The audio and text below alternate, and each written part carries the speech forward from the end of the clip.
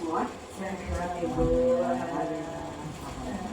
Ibu, saya dan teman saya, kami berdua ingin mewawancara Ibu sebagai kepala sekolah terkait dengan pengambilan keputusan terhadap kasus-kasus dilematika ataupun bukan barang. Saya perkenalkan teman saya.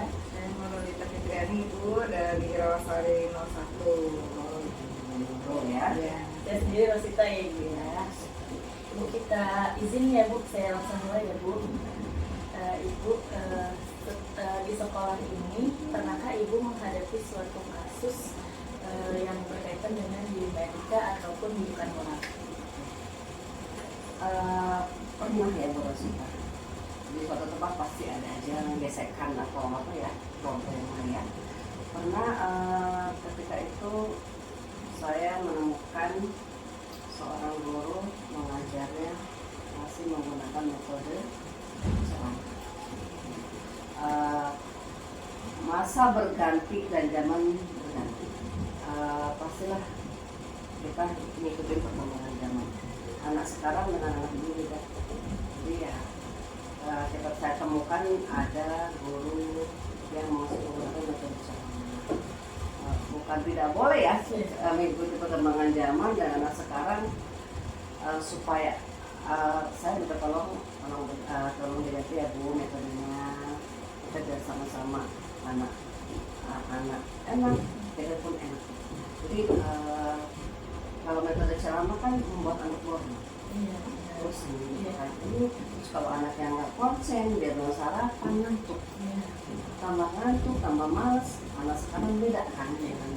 Jadi kalau ada kita sama-sama saya panggil kita sama-sama sharing dengan guru tersebut.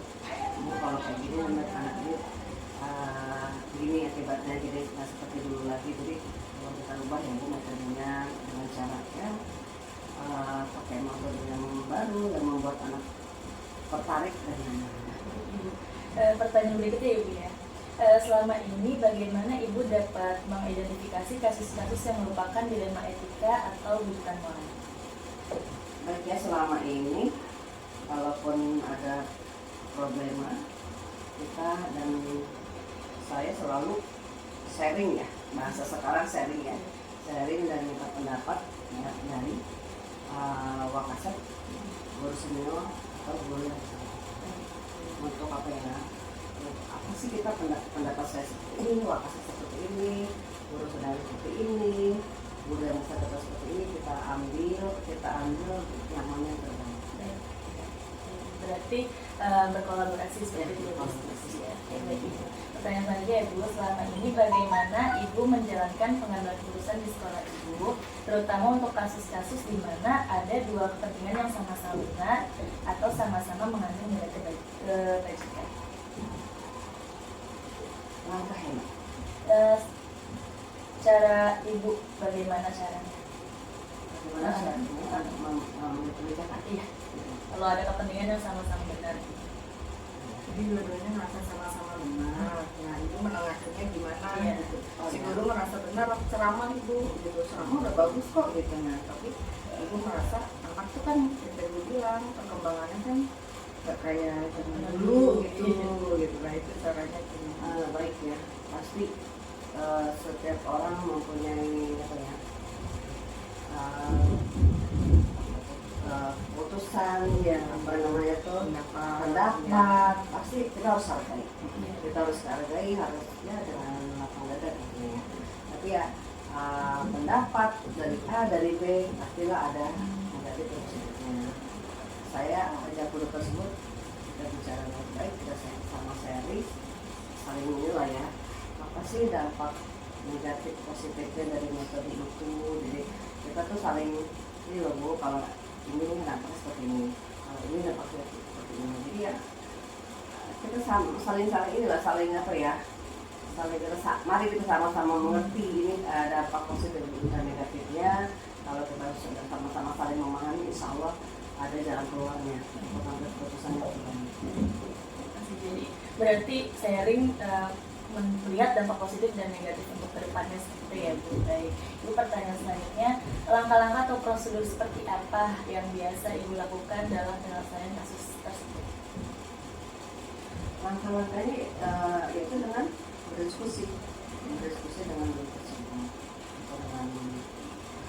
kasek dan guru senior. Berarti diselesaikan dengan adanya diskusi dari wakil kepala sekolah dan juga guru yang bersangkutan. Ibu, pertanyaan selanjutnya Ibu, hal-hal apa saja yang selama ini Ibu anggap efektif dalam mengambil keputusan pada kasus-kasus dilematika yang tadi Ibu sudah sampaikan? Jadi hal yang terpenting adalah komunikasi, Mbak. Komunikasi dengan kasek, guru senior, dan guru yang bersangkutan. Berarti adanya komunikasi. Di sini dulunya komunikasi. Siap. Ibu akan dilanjutkan oleh Mas ya, Ibu. Baik Bu, tadi mau izin saya melanjutkan. Tadi kan Bu Tati sudah menjelaskan ke banyak ya Bu ya. Kemudian dari langkah-langkahnya, permasalahannya. Nah, yang saya mau tanyakan di sini tantangannya gitu Ibu. Hal-hal apa saja yang selama ini merupakan tantangan dalam pengambilan keputusan pada kasus-kasus dilema etika. Pasti ada masalah, ada juga tantangan gitu, tantangannya itu gimana? Ya, kadang-kadang tantangan itu adalah dari diri kita sendiri, dari kita sendiri, dari tim tersebut, dan kita juga semua ada kekurangan kan ya. Kekurangan ya. Jadi menurut saya tantangan dan kekurangan adalah dari pemahaman guru tersebut terhadap perubahan paradigma pendidikan. Berarti Ibu lebih saling berbagi lah tentang pemahaman ini yang terbaru biar sama-sama update gitu kali itu ya. Ya, kita tidak ketinggalan perubahan paradigma pendidikan ini. Jadi sekarang kan kemajuan itu sangat pesat sekali. Kita kurang di sesaat aja udah ketinggalan. Ibu tadi itu sudah menjelaskan tantangannya. Kemudian sebagai kepala sekolah nih Ibu, apakah Ibu punya jadwal tertentu dalam menyelesaikan kasus-kasus dilematika, atau apakah ada jadwal langsung di tempat atau memiliki jadwal untuk menyelesaikan baik dari bentuk prosedur seperti apa Ibu menyelesaikan? Kalau penyelesaian tidak berupa jadwal ya, Mbak. Iya. Masalah itu kan datang dengan kita tidak tahu ya kapan datangnya. Insya Allah begitu ada permasalahan dan saya secara sigap dan secara secepatnya menyelesaikan masalah itu dengan guru yang bersangkutan. Berarti ya kalau memang ada masalah sesegera mungkin diselesaikan gitu ya. Karena kalau tunda-tunda akan banyak banget kita tertinggalnya. Iya. Baik Ibu, tadi kan Ibu sudah menjelaskan tantangan ya Bu ya. Nah kalau di sini yang mau saya tanyakan, apakah adakah seseorang atau faktor apa saja yang selama ini mempermudah atau membantu Ibu dalam mengambil keputusan dalam saat menangani kasus-kasus dilema etika? Ini kan kebalikannya tantangan gitu Bu, yang mempermudahnya apa gitu? Mempermudah Ibu untuk mengambil keputusan nih gitu jika ketemu kasus yang mungkin serupa yang seperti yang Ibu bilang gitu. Tentunya itu dia Mbak, kita biasa lagi sharingan dengan wakil kepala sekolah dan guru yang bersangkutan. Jadi ya yang mempermudahnya itu memang komunikasi yang baik gitu tadi ya. Komunikasi yang baik dan sharing. Iya. Zaman sekarang tidak lagi zaman di kantor barangkali ya Mbak. Harus dengan sharing dan apapun itu dimusyawarahkan. Jadi biar supaya nantinya ketemu jalan yang terbaik. Ya. Membuka pemahaman bersama gitu ya, Bu ya. Sama dengan diskusi, dengan sharing untuk menghasilkan hasil yang terbaik. Baik Ibu, dari semua yang telah Ibu sampaikan, pembelajaran apa sih yang dapat Ibu petik berdasarkan pengalaman Ibu nih yang selama ini saat mengambil keputusan gitu? Pengalamannya ya. Pengalaman yang ada dan nyata adalah ini Mbak, perlunya guru untuk meningkatkan kompetensi pedagogik. Ini terciptanya KBM yang begitu efektif, harus nyaman terhadap Sesuai dengan perkembangan yang begitu pesat ya. Kita ketinggalan itu nggak update sebulan, 2 bulan. Jadi Ibu, terima kasih banyak Ibu tadi pengalamannya, sharing-sharingnya gitu ya Bu. pembelajaran kita juga ya Bu Rosita ya untuk kedepannya gitu. Terima kasih Bu atas waktunya. Ibu, terima kasih banyak atas waktunya. Kurang lebihnya kami berdoa mohon maaf ya Bu kalau ada salah-salah kata. Terima kasih banyak sudah mau wawancara dengan kami. Terima kasih. Nah, sama-sama ya, sama-sama Bu Rosita, Bu Nurul. Semoga Anda sukses ya, sehat semua. Amin. Terima kasih Bu. Waalaikumsalam warahmatullahi Assalamualaikum warahmatullahi wabarakatuh. Waalaikumsalam warahmatullahi wabarakatuh. Baik Bapak, mohon izin kami dari CGP Angkatan 8. Pertama yang saya mau kenalkan adalah Saya Ibu Rosita dari CPB 3. Saya Muhammad Rafandi, Pak, dari SMP 76. saya sendiri Nurulita ya Bapak dari kelas 4 SD Baik Bapak, mohon izin Bapak atas waktunya hari ini. Kami terima kasih sekali Bapak berkenan mau bergabung bersama kami. Yang sebenarnya kegiatan hari ini tuh kami mau belajar lah gitu Bapak ya, karena terkait dengan manajemen sekolah. Sebagai Bapak sebagai kepala sekolah, bagaimana cara Bapak menangani permasalahan yang ada di sekolah gitu ya Pak. Mungkin yang saya ingin tanyakan pertama-tama, adakah permasalahan atau kasus yang memang perlu diselesaikan segera gitu? Gimana Bapak? Oke, terima kasih. Kasus yang sampai saat ini belum terselesaikan itu adalah masalah ketidakhadiran siswa. Nah, kebetulan siswa memang berkebutuhan khusus, jadi dia sudah tidak hadir dari tahun ajar kemarin, kelas 3 semester 2, kemudian dia dinyatakan naik dan sekarang kelas 4, dan ternyata sampai sekarang belum masuk. Berarti memang tidak hadir gitu ya Pak, melanggar peraturan Ya. gitu ya Pak ya, karena tidak hadir terus gitu ya.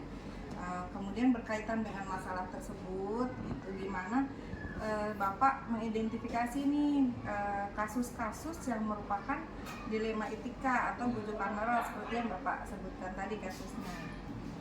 Ya, dari sisi etika sih memang kita merasa kasihan kan?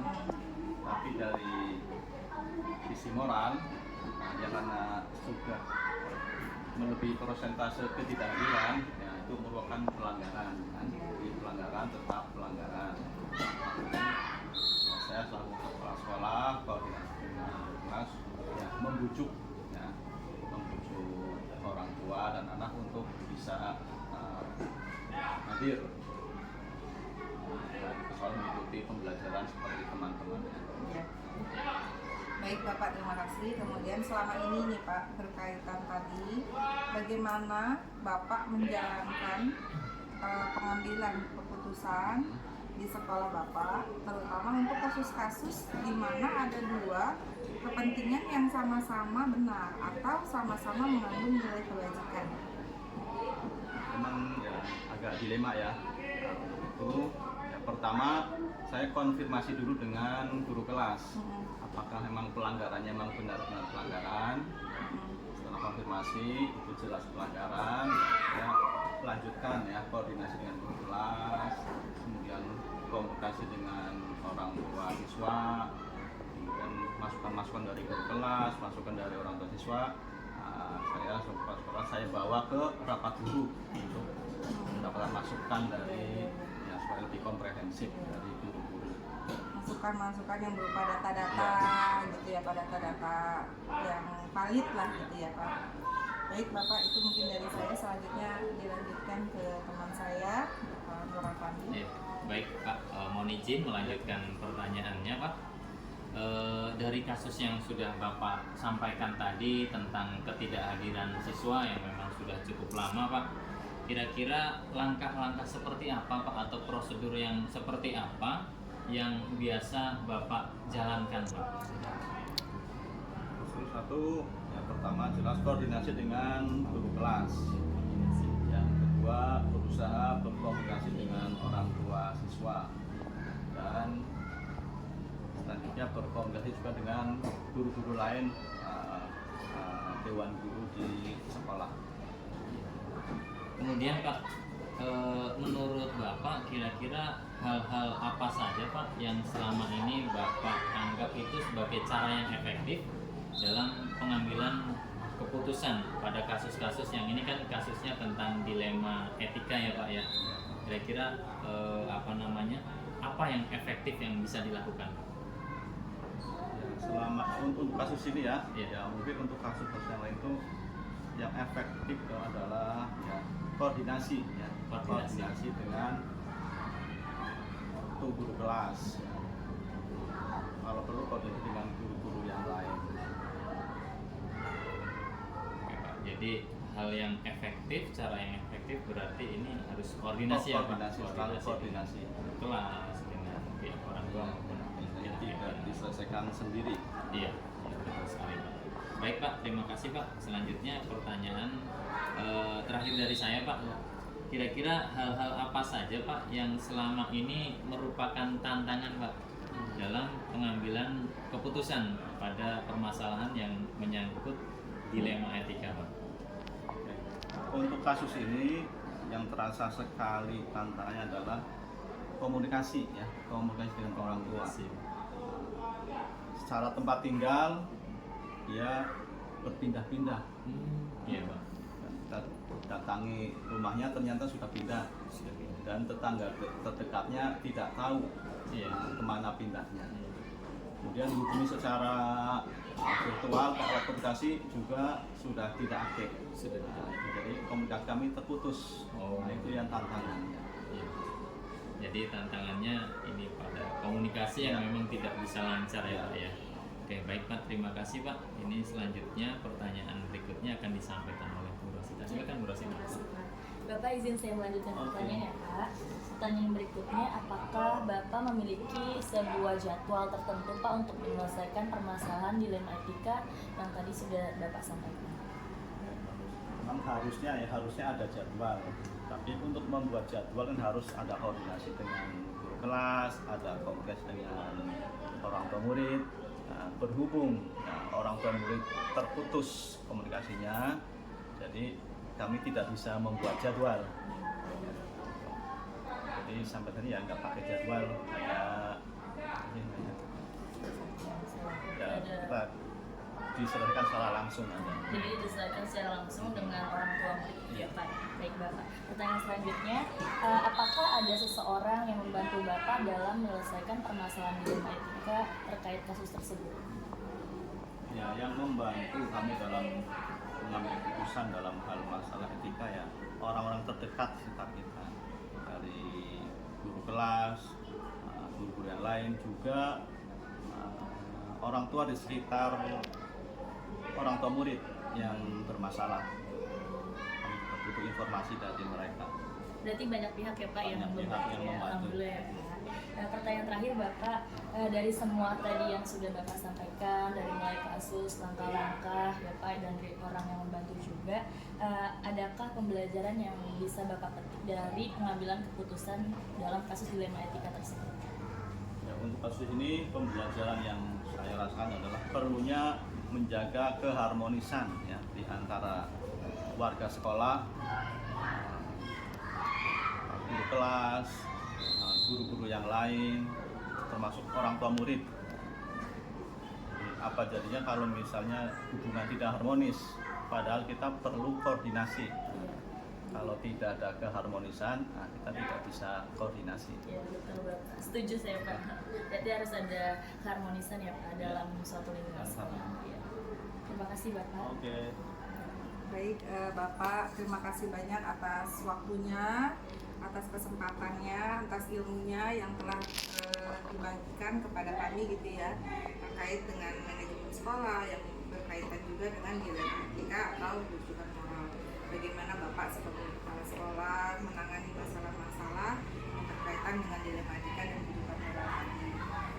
Saya mewakili teman-teman mungkin ya mengucapkan mohon maaf bila mungkin kami ada salah kata, salah sikap gitu ya Bapak. Dan sekali lagi mengucapkan terima kasih banyak kepada Bapak karena ilmu yang bermanfaat itu kadang dapat tidak hanya dari buku kan gitu ya Pak, tapi dari pengalamannya. Itu saja mungkin dari kami. Saya mengucapkan terima kasih. Assalamualaikum warahmatullahi wabarakatuh. Waalaikumsalam warahmatullahi wabarakatuh.